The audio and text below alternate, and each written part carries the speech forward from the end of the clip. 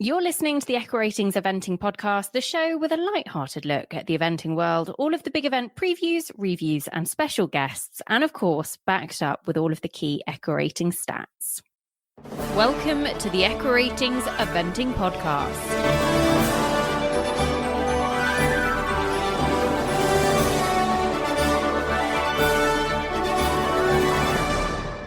Welcome to the Echo Ratings Eventing Podcast and a brand new episode in the Horse Heroes series. And this is a show that when we asked who you would like to see, this horse's name came up a huge amount. He was already on our hit list, and there's a reason that he is, because he is massively, massively popular.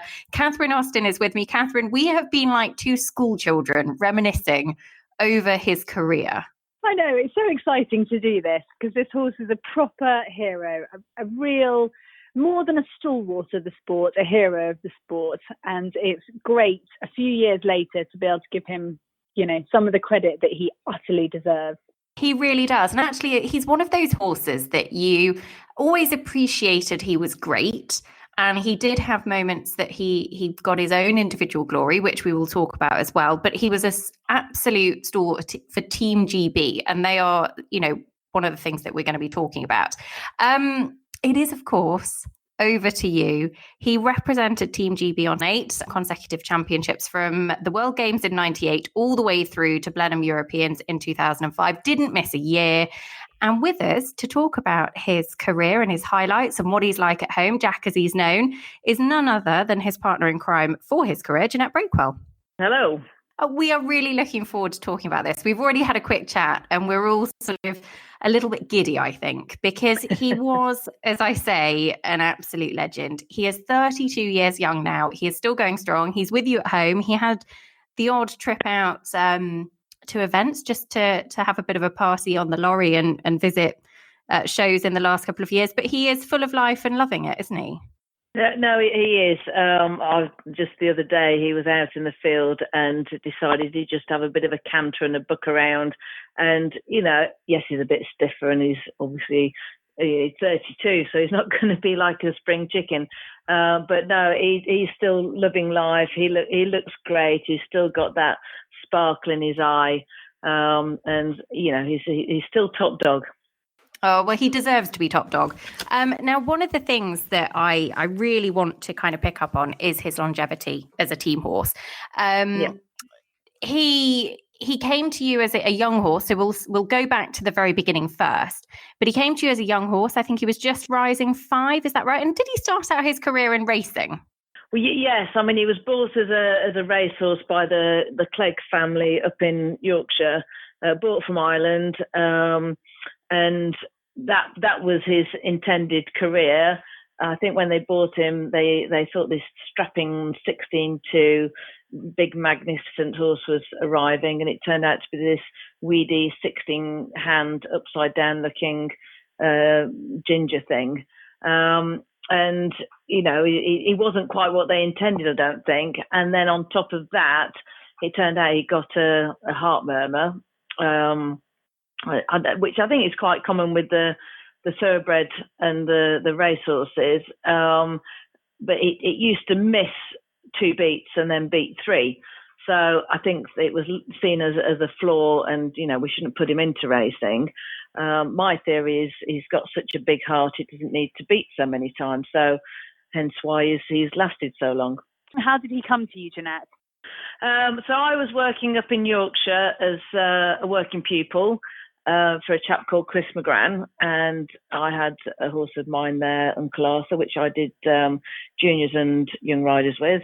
And Overture was owned by a client of Chris's who used to come up for lessons, and she came up for a lesson a few times with Jack. And I remember vividly Fiona, the girl that owned him. She'd been having a lesson, and apparently he'd reared up, hit her in the face. And I remember her walking around the corner in the tack room with a hand over her face and her face swelling up as I was looking at her.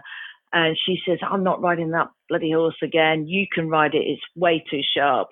But previous to that, Fiona had John T. Evans working for her, and John T. had done the re-braking of him, so he'd done the racing thing. He didn't get on very well. He was too sharp. They'd dismissed him with the heart thing, and so he went back to Fiona at home, and John T. was working for her, and he basically did the re-braking of him and got him going through his 4-year-old year. And it was probably at the end of his 4-year-old Rising 5 that she then brought him for lessons, and that's how he sort of appeared on the scene, as it were. So I started riding him from there, really.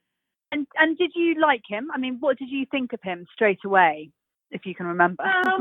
He's a funny-looking thing. Well, as you know, he's got quite a high neck carriage. He's got a reasonably dipped back. He was quite a sharp horse at the time, but no, he was an athlete at the end of the day. He didn't move brilliantly, but you just felt that everything worked underneath you. And jumping wise, I remember thinking, I wish this horse would put some effort in, because it just didn't put any effort in. Which actually, in hindsight, it was all too easy for him. And he only ever started to put effort in when he went up the scales and, got to advanced level, because trundling around an intermediate was a little bit scary. And was he always, I mean, one of the highlights of his career was his cross-country form. He was always sent out as pathfinder for Team GB and very much reliable in that phase. Was that evident very early on, that he just found it very comfortable and he just knew what he was doing? Yeah, I mean, certainly the cross country, he always found that very easy. He was bold. He never spooked at anything, even though as a youngster, like, you couldn't go past a pram that was coming towards him or a dog on the road. He would just whip round. Whereas doing his job, going cross country, he was as bold. Never looked at a ditch, never bothered about water or anything like that. So yeah, he sort of excelled in that part. But the pathfinder thing, I was sort of thrown into it, really. It was in Le Moulin in 1999 as our first European year, and Chris Bartle was chef de keep at the time, and I'd had a really good run round Burley the week before on a lovely mare called Melford Bell, who Terry Boone rode before me that year. And I'd had a really good run round there. I'd ridden the mare round 3, maybe 4 events, and then took her to Burley. So that had given me a lot of confidence. So I think off the back of that, then Chris, having seen that our cross-country record was pretty good anyway, sent me out first to go, and it worked. And I got really comfortable in that position. And I think, it was not just the fact that he was a good cross-country horse. I was confident then going in that position that I was happy to do that. Because so Le Moulin 99 came a year after his first World Championships, which was Rome in 1998. Talk to us about that experience, taking him, because he must have only been a fairly young horse still at that point. He would have been 10 then, so he did his first badminton as a 10-year-old. So I basically did 7 consecutive years. So he did his first badminton as a 10-year-old, and I remember it was really wet that year. And in those days, we then had a final trial, which would have been at Hembury, around the advanced at Hembury, and then after that, we were then. I remember Giles Rousel was there, various other people, and we then decided. They then drew up the shortlist basically, and I think initially I was on the reserve list, and then something happened. I think at least 2 of us on the reserve list then got in to go to Petone that year. Thinking he was a individual at the World Games in 98. Yeah. No, yeah. We weren't on the team. We went as an individual, which was great for me because there was no pressure, and I did slightly balls up on the cross country. I think that was one of his few refusals. I got a 20 on his card there, Diminished his price by thousands. Probably not a bad thing looking back, Jeanette, to be honest. It's okay. Well, he was never going to be sold. I froze at the point where I should have ridden forwards, and it was the one fence I was worried about and wasn't sure how I was going to ride it. I made a mess of it. I had to stop, came around, jumped it, carried on. But it was a great experience. I was relieved at the end that I was put as an individual, and went in the following day and jumped a lovely clear show jumping round. And it was just a really nice introduction to being on the team for me, because there's no pressure, and it was just me and Jack doing what we enjoyed. Yeah, and what you really thrived in. And so going to Le Moulin the next year, 1999, the Europeans there, the team actually won a gold medal. It was a real golden era for Team GB in the time that you were part of the squads. He actually went to 4 Europeans and came home with 4 team gold medals. Quite remarkable. Mm-hmm. So he then went to his first Olympics in Sydney, which it's a long old way, and there was quite a good deal of traveling, as you'd expect, to get out there and the team to come home with a silver medal. But it was his first of the 2 games that he went to, the other being Athens 4 years later. Yep. Yes. No, it was quite daunting, really, because to fly a horse for 24 hours plus, and then you hear of all the stories, they can get travel sickness and they might never be the same again, and blah, blah, blah, blah. That was the worrying part. We had great veterinary care with Jenny Hall. I think we were down at Worsley, Eddie Stibby's place, in quarantine, which was fantastic. It was such a wonderful place, and Eddie and Mandy's hospitality was second to none. But no, the prep was great. The horses all flew out there. They had 2 horses had 1 groom. I think my groom, Catherine Catherine Shiner, she is now. She travelled out with, I think it was Jack and Rocky were on the same, Supreme Rock were on the same crate together, and Catherine looking after them. But no, luckily all the horses travelled really well. There was no sort of incidents on the way over. We all got a phone call when the horses had landed, and it was just a relief that they'd got there. But then the riders were then flown up to the Gold Coast to collect all our kit before we then travelled back down to the horse park and to join the horses. So the grooms were left with the horses for 2, possibly 3 days, no more than that, to look after them, which was a massive responsibility for them, really, because some of them had to hack them out and do stuff, and but they all did really well, and we got to the horse park and pressure was off them, and we just got on with our jobs. What strikes me looking at this championship record of Jack's is the variety of cross-country courses he must have tackled, because Le Moulin, Sydney, Po, Jerez, they're all so different. What kind of cross-country course do you think suited him best? Well, it seems that he went well around any of them, really. I think there's not many courses where he got time penalties, and if he did, it was very, very few. I think because he is a very good galloper. He was quick away from his fences. He was quick to respond coming back to the fences. He always ran in a snaffle. So he was quite a polite horse. Occasionally, I wish he would have taken the bit and towed me into fences, but he was pretty much sort of push button, as it were.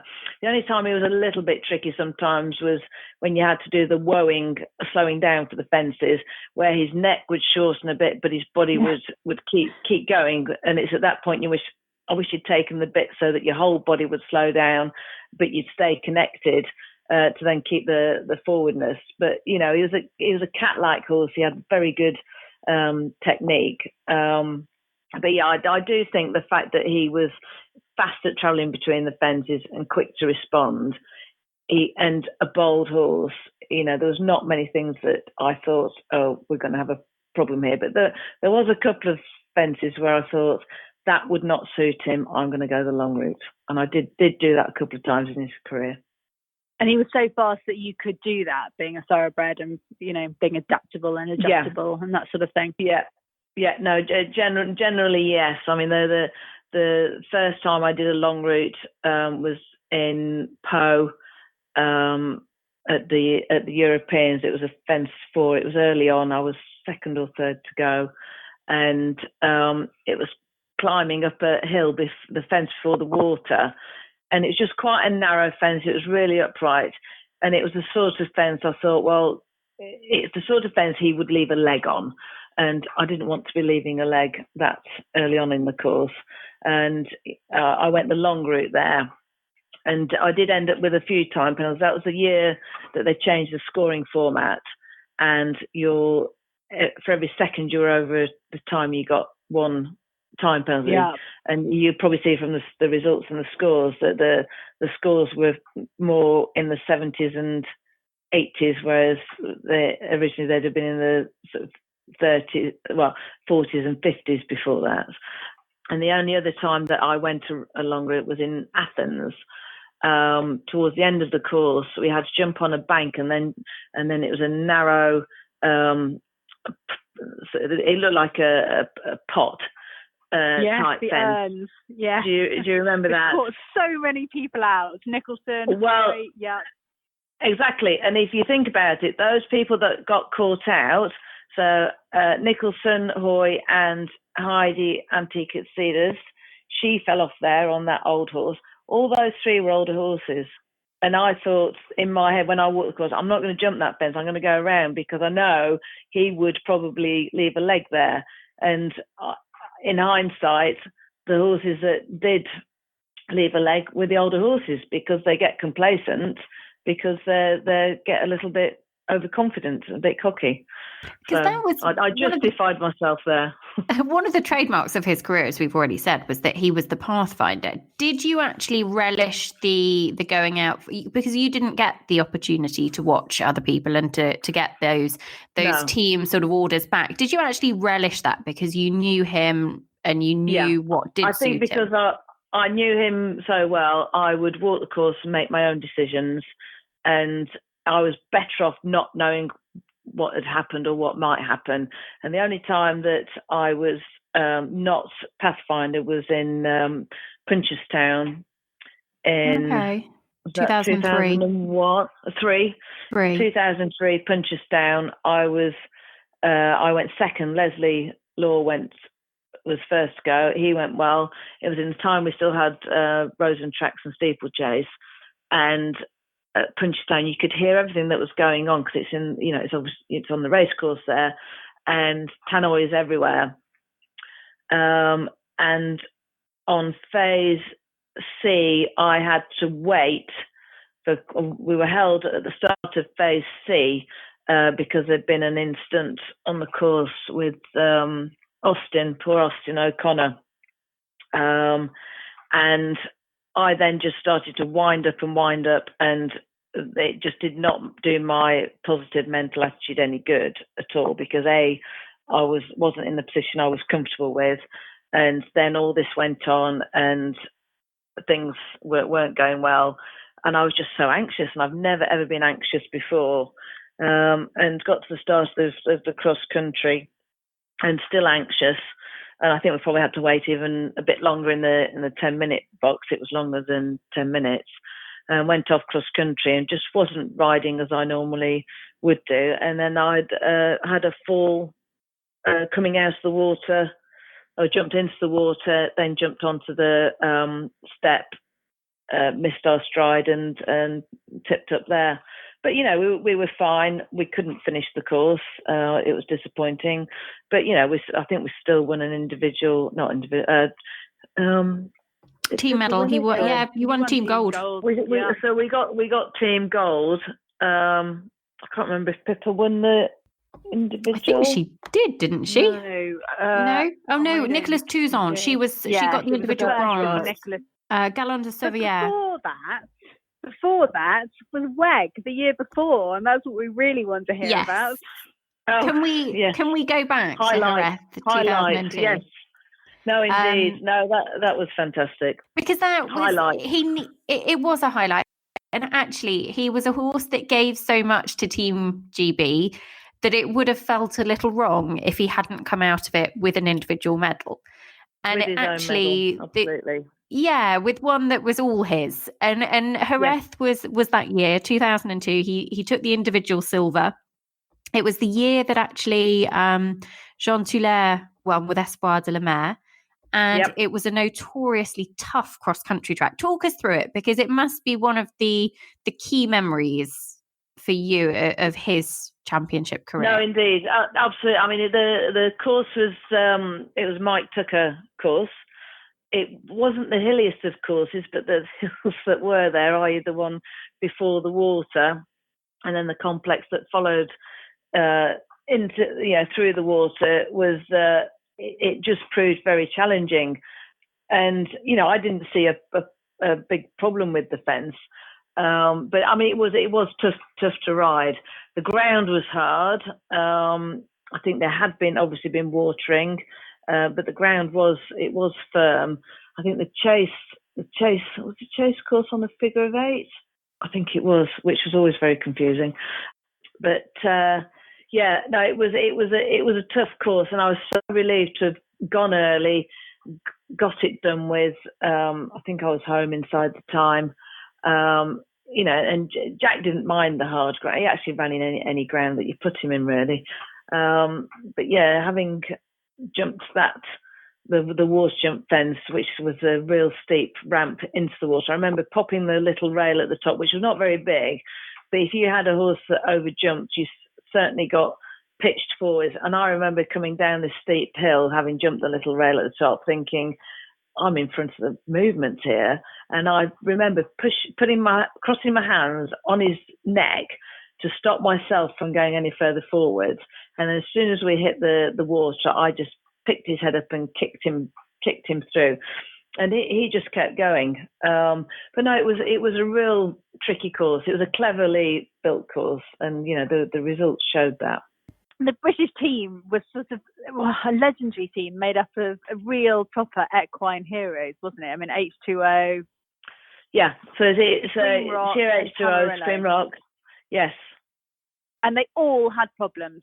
Yeah, and to be honest, normally when you've got, if you've only had one clear and the other 3 have problems, normally there's no way you're going to get a medal. No. And the team got bronze, didn't they? Yeah, which meant that every other team had an issue as well. I mean, that year was actually a fairly incredible year anyway. You had the likes of, obviously we said Jean Toulaire, who took the individual gold, but you had Kim Severson, Winsome Adante, the triple Kentucky winner. Yes. You had horses like we've said, Pippa Funnel, Supreme Rock, William Fox Pitt Tamarillo, Gormley, Karen Donkers, who was a superstar team horse for her for so many years, Tina Cook's Captain Christie. I mean, the list of sort of exceptional horses, you go further down and there were problems all the way through. Yeah. I remember Pia Pantsu, who we've not heard of for a long time. Horse. She was way up there, and had rails down, which you would have never imagined. Really, that was a good jumping horse. And actually, that's another point to take. That the show jumping was, I mean, as you often see after a really tough cross country day, but that was exciting bit. That was the most. I've not known anything like that far. I think I went into the arena. I was lying 6th, and so went from 6th and moved up to silver medal within the show jumping. And I remember I was done my round. David Davina Edney was there grooming for me. He'd taken Jack off to have a walk around, and I was stood with Kenneth Clausen, bless him, watching the rest of the show jumping. And each time a horse went round and came out, it was like, you've moved up a place, you've moved up a place. And Kenneth was nearly in tears. And then, oh my God, you got a medal. And then, my God, you've got a silver medal. And John Toulaire went in there and jumped fabulous around. He did amazingly well. Came home with our own little medal. And what did that feel like? I think at the time, and I've seen photos and what have you, and I was obviously very happy. I looked a hell of a lot younger and slimmer, and I remember the feeling now. It was amazing, and my parents were out there, friends of family were out there. They'd had a brilliant time. They were stayed in this funny old place, which was full of character, and they really, really enjoyed it. So it was great. I couldn't have wished for any more or better, and I remember it forever, really. And actually, the following year, 2003, was Jack's best badminton performance, and you finished on your dressage score. And I think you were the only person to finish on your dressage score. Is that right? Possibly, yes. Yeah. No, I do think there was that. Yeah, that was that year.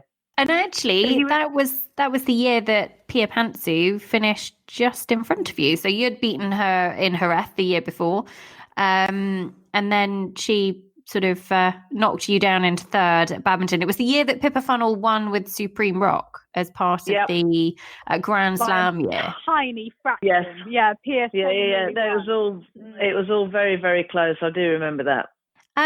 So from there, obviously he was a master at badminton, really, because we're going to talk about his 5-star career and sort of the cherry on top of the cake a little bit later. But badminton, I think he went every year, every spring. He would do a championship every spring. Was it for 7 years? I think he missed 1 year. I think it might have been 2000 where he didn't go to badminton, where basically we were given a bye because we were trying to save the horses for Sydney. Okay, but did he? I've got that in my head that we missed the badminton because we didn't have to go. I mean, I don't think Pippa went with Supreme Rock. Okay. I don't think Leslie went either. And they saved them for Sydney. Yeah.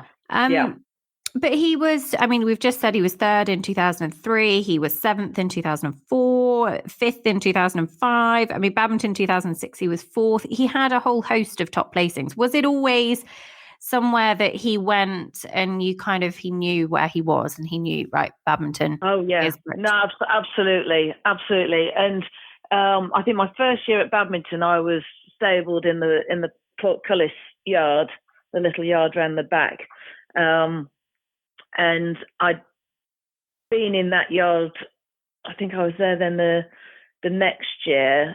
And there was 1 year I was put somewhere different. And it was actually 2002 when I fell off at Huntsman. Huntsman's close jumping that gate on a bit of an angle. That was the only year I wasn't in the Portcullis yard. And ever since then, I'd requested and made damn sure I was in the same yard. But despite having fallen off, the selection still, the selector still had faith in me and took me to Jerez, thank God. He'd gone 3/4 of the way around, and that was the first year that you weren't allowed to get back on and carry on. That was the first year that a fall was elimination. But that was my only sort of superstition about badminton. I had to be in that in the Portcullis yard. And of course, his many championship appearances meant that he didn't go to Burghley until when. Yes. Tell us how you ended up going to Burghley with him. Oh, which year was that? 2006. So he'd done Blenheim the year before as a 17-year-old. He then did badminton as an 18-year-old and finished fourth. And it was the Worlds that year in Aachen. And having finished fourth, I thought, and best Brit, I thought, great, surely I've done enough to be selected. I knew that team policy was that really nothing over the age of 16 for the horses, which the year before, he was 17, he went to Blenheim. It was on home turf. There wasn't any travelling involved for an older horse. I thought I'd done enough to get on the team again, and I got the call on the way home basically to say that we weren't going to be considered, which I gutted about, because I thought fourth was good enough. And having known that older horses had done really well later on in their life around championship tracks, I was disappointed. But it gave us the opportunity to go to Burghley, and he went really well around there, around his first Burghley. Different terrain again for him, but the terrain didn't bother him. He was he was a fast horse. He was full thoroughbred, and a top 10 place in there. So we'd managed to tick that box as well. Was it obviously the disappointment of not going, but it would have also felt a little bit wrong if he'd gone to the end of his career without having had the opportunity to go to Burghley. And of course, every year previously, he'd been going to a championship. So in a way, Burghley kind of ticked the box and completed the circle, so to speak. No, absolutely. And he still felt so fit and well. I'd never have not considered going to Burghley. The opportunity was there. So we took it. He had been to Burghley a couple of times just to be stable there when I was competing him in a championship, and Burghley was sort of the week or 2 weeks before the championship. So he'd been there before, stabled and been working, but that was obviously his first time competing.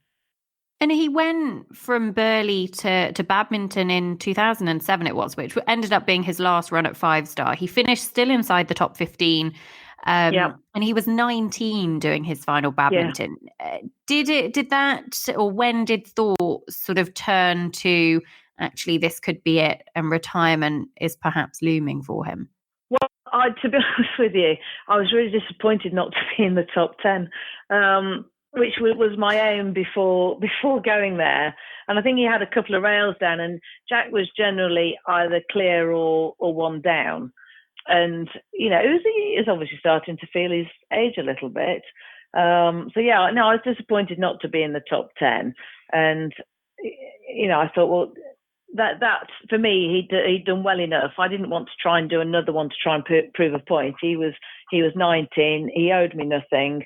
He'd had a good run round there, and I was happy with that. He'd ticked enough boxes anyway. And he came out actually the following spring as a 20-year-old, but still had a happy time, didn't he? Competing in some short formats. I think Tattersalls 2008, so would have been 12 years ago, would have been his last international start. Yes, no, he did Punchestown. Not Punchestown. He did Tattersalls was his last run, and actually, whilst out there, we'd managed to get his breeder to come and see him, and she hadn't seen him since she sold him. So she then met him, Mary Letts.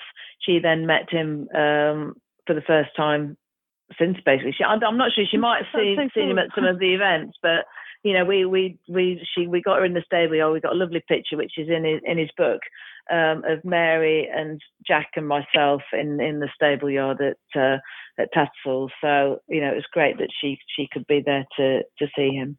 Did you know that was going to be his final event?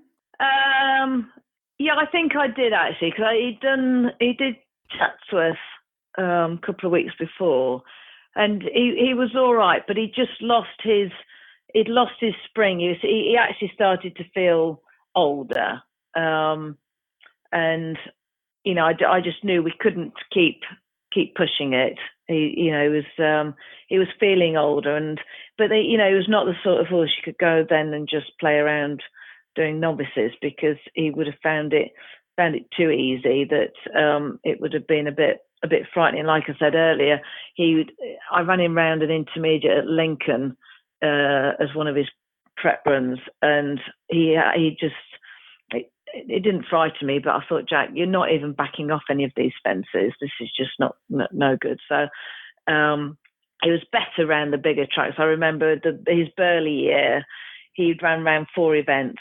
I think he did Belton, Badminton, and I can't remember which event he did in the autumn. He did one event, and then he did Burghley. So he ran 4 times one year, and that was it. Jeanette, what I'd like to know, what was he and what is he like as a character? If he was a human, what kind of person would he be? I've always likened him to Victor Meldrew. He's a grumpy old git. Is he still? Yeah, no, he is. Unless you've got polos or treats, he's a grumpy old git. He's not a horse that likes to be fussed and patted. You go to the stable door, he comes over, he sort of snarls at you. He won't bite. He's not really got his ears back, but it's a bit like sod off. This is my space. He's very much like that, and we have real trouble at the minute trying to get. He's got cushions, so he's on his. I can't remember what the tablets are called. Presand, bloody expensive things they are. He's on those tablets, and he gets sort of 2.5 a day. And you can hide them in carrots, you can hide them in apples. He knows when they're there. So we've just got to keep trying different things. Bit of chaff and a bit of oil he likes one day in a scoop. And we've just got to try and keep killing him because they obviously don't taste very nice. I think they're quite bitter tasting things. But yeah, we have to fox him out to try and get him to eat the things. I imagine it's he probably thinks, gosh, he thinks I'm stupid. I know I want a bit of this today. Well, exactly. Well, maybe exactly. That's it. Yeah. I want something else. I don't like that. Yes, exactly. We've obviously talked about his sort of championship career, and I just wanted to put it into context because the number of medals he has won, I mean, the longevity of his career, particularly at that level, is remarkable in itself. But he went to 7 consecutive major championships from Europeans, Worlds and Olympics. And that took him 7 years. And plus he had that individual medal. So he has 8 major championship medals. Now, for those people that are very familiar with eventing today, the horse that everybody talks about, that we've spoken about on this podcast so many times as to being the real sort of legend of today is Le Biesthetic Sam, also has 8 championship medals. So he is equal. Has he? He's had far more individual medals. He has, but he's finished his career on 8, so he's equal. He can't overtake him. To you on 8, and Le Biesthetic Sam on 8 major championship medals. We've actually only found one horse that has more medals than him, and that would be Sandra Offorth's Opgun Luvo. Who has 9. Okay. Yeah. But he does beat a good number of horses. So, I mean, if you think of the likes of Hale Bob is on 6 major championship medals. Miner's Frolic was on 6 as well. So, these are all horses that have been legends in their own right as well. And Absolutely. he's up and above them. So I think it's important that we kind of put it into context exactly how good those were and how sort of long he was at the top of his game for, because it's not often that you see a horse.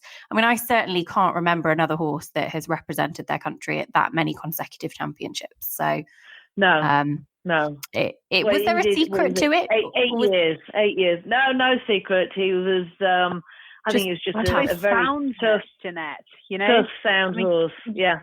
Your management and keeping him on the road and keeping him sound and happy and healthy.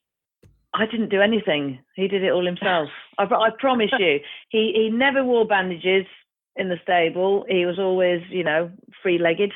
Not three-legged, but free, as in nothing wrapped around them. I don't mollycoddle my horses. They're horses. But yes, if they've got underlying issues, they've got problems, they need management, then that's fine. And but no, we certainly didn't wrap him up in cotton wool, but we never took any risks with him. He only ran when he needed to. He only ran fast at the 3-day events. So if you looked at his 1-day career, there wouldn't have been many times that I ran him fast around a 1-day event, because that was always the prep to then, because I knew he was fast anyway. That was always the prep to get him ready for the 3-day event. There's no point breaking them around a 1-day event. No. And he was, I imagine if you say as well that he could be a little bit more sure of himself around those 1-day events, that actually that if you let the handbrake off, it could be a little hairy. Yeah, Potentially. You know, he preferred the longer galloping bits. He was much better when we had the roads and tracks and steeplechase, because that really settled him down. And being at an event, at a 3-day event where you got, a couple of days to get ready for the dressage and get him settled and get him to know his environment, he was always better at the 3-day events, because you had more time to do everything and focus. Whereas the 1-day events, it was a bit more on edge, really. The 3-day events were the best thing for him, and where he showed himself off the best. He really, really did. And I can't count. It is 8 consecutive years at a championship. I was saying 7, but it's 8, which is even more remarkable. And then 5 stars for 2 years after that as well. So such an incredible career. And there is a book. I know you just mentioned it then, but there is a book that is about him that if people wanted to kind of delve a little bit more into his story, they can do, can't they? Oh, no, absolutely. Hilary Manners, her and I, she did the book. I helped a little bit. I think the book was finished quite a few years ago, actually. It was probably when he was 21. It was probably a year after it's still on eBay. He retired. I'm sure it's still on Amazon. Well, actually, there are still a few books left, and you can get one through my website. There is a link to purchase one there, so they are definitely still available. I'm sure there's a link on my website to be able to get hold of one. There you go. And I've just found it on Amazon as well. So if you want to go and find it, listeners, you can do. Either way, it is an incredible read, and it is an incredible story of an incredible horse. And we have loved delving more into the highlights of his career. And I have to admit, as we said at the beginning of this show, it's so nice to kind of reminisce and go back, because it's easy to forget, isn't it? It's easy to kind of take for granted something that actually, when you look at it, is such a massive, massive achievement. And he was a huge part of the sport and was a stalwart for Team GB in a real golden era. So Jeanette, thank you. Happy retirement continued for him. Keep trying jam sandwiches and whatever else it takes to get those tablets down him. You know what? I think that might work. You've just given me a good idea. I'll be honest. We used to have a very tricky Shetland pony that the only way he would ever take Butte was in a jam sandwich. Really? And whenever I was a kid, my mum would be giving him jam sandwiches, and I would go with like little fingers pilfering, and she'd be going, not that one, because he used to have like a decoy one. There would be me trying to eat the kind of the dosed jam sandwich. But there you go. It's very sweet. I know. Jeanette, thank you. Catherine, thank you. It's been as enjoyable as I thought it would be. Pleasure. Yeah, it really has. Thank you. I've really enjoyed it. It's been so nice to talk about Jack, because he is so special. He really is, and he's still he won't be going out anywhere at the moment because nobody is, but he still does enjoy a little trip out here and there. So Jeanette, thank you so much. Over to you on our latest episode of Horse Heroes here on the Echo Ratings Eventing Podcast. Listeners, we hope you've enjoyed it. Don't forget, if you've got any other horses that you would like us to enjoy and to look back on their careers as well, then get in touch with us at Eventing Podcast. But we'll be back very soon with another episode for you. Thanks for listening. Thank you for listening to the Echo Ratings Eventing Podcast. This podcast is available for free on iTunes, Spotify, Podcast Addict, or wherever you usually listen to your podcasts. Make sure you subscribe so that you don't miss an episode. Find us at eventingpodcast.com or search Eventing Podcast on social media.